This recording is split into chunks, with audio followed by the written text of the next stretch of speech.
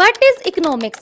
इस दुनिया को समझने का एक इम्पोर्टेंट टूल है ये इकोनॉमिक्स। पर आपने कभी सोचा है कि यही economics as a subject emergence में ही क्यों आई? चलो फिर जानते हैं। हम ह्यूमंस की नीड्स और वांट्स हमेशा से ही अनलिमिटेड हैं। जैसे साइकिल वाले को बाइक चाहिए और बाइक वाले को कार।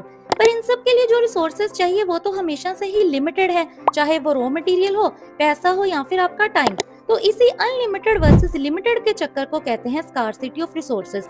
ये एक ऐसी सिचुएशन है जिसमें किसी प्रोडक्ट की डिमांड तो होती है ऊपर आसमान पर सप्लाई नीचे जमीन पर। जैसे किसी रिमोट लोकेशन पर ठीक तरह से इंटरनेट अवेलेबल ना होना स्कार्सिटी ही तो है।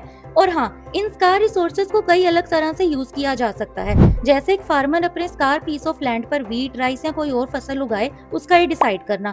इन सब सिचुएशन से ही क्रिएट होती है इकोनॉमिक प्रॉब्लम्स, मतलब रिसोर्सेज को समझदारी से यूज करने की प्रॉब्लम्स। तो बस फिर इन्हीं इकोनॉमिक प्रॉब्लम्स को ही तो सोल्व करने इस दुनिया में एक सब्जेक्ट बनकर आए इकोनॉमिक्स। तो ये थी इकोनॉमिक्स एज अ सब्जेक्ट के इमरजेंस की कहानी। तो अब नेक्स्ट वीडियोस में हम जानेंगे कि कैसे यही इकोनॉमिक्स करती है हमारी इकोनॉमिक प्रॉब्लम्स को solve. Till then keep learning.